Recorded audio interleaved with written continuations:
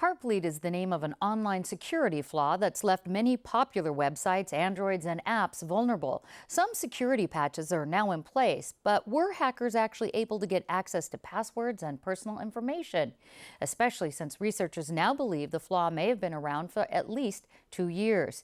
Here with more on Heartbleed and what to do about it is SDSU professor and information security specialist Murray Jennex. Welcome back, Murray. Good evening. Now, Heartbleed is not a virus. It's actually an encryption flaw. How does it work, and did a hacker put this in place? Well, first, a hacker did not put this in place. A maintenance programmer did. And we actually know who the programmer was and when they did it.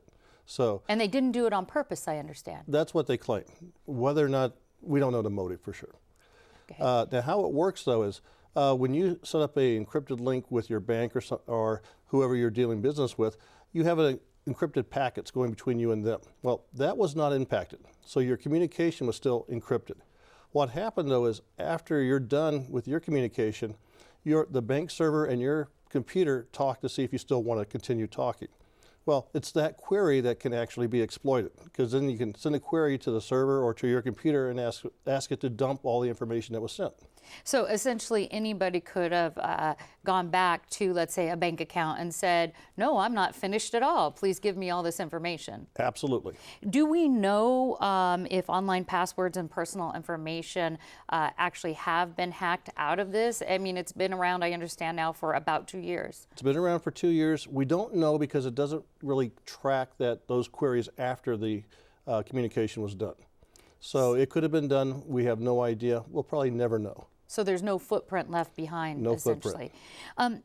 At first, we were told to hold off on changing our passwords until patches were made. Many patches have been made. How can you tell if a site that you're on has had a patch made?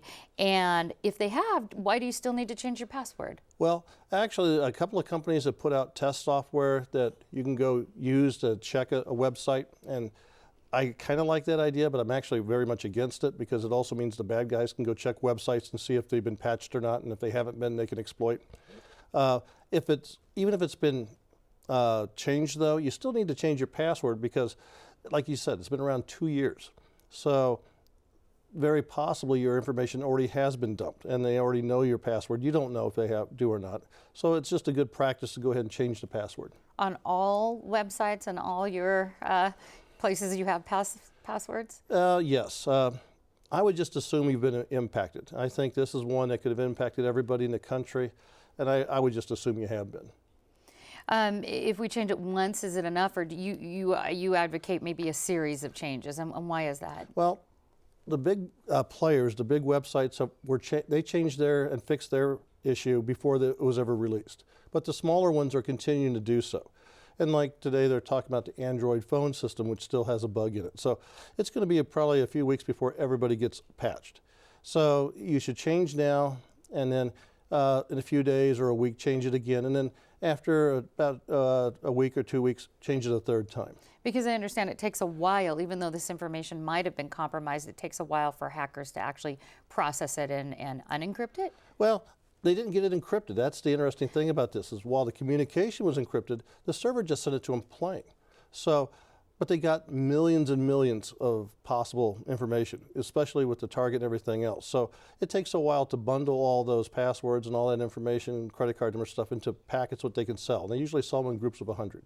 Okay, and how can we protect ourselves and as far as this personal information from this type of threat, again, a systems threat?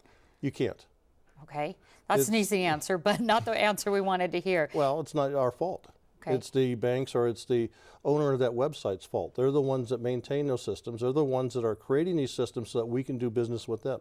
But I understand that these are open systems. For instance, the person who said that this happened was a volunteer, wasn't paid. Is that correct? Who created this program? That's correct, but not all websites use the open software, open source software. Many of the larger players consider this proprietary or critical applications, and they do it themselves. Okay, and is there any way to tell, once again, I just want to be clear on that, if your information has been compromised? No. Okay. I would just assume it has been and take action. Take the precautions. SDSU Professor Murray Jennex, thank you so much. Well, thank you.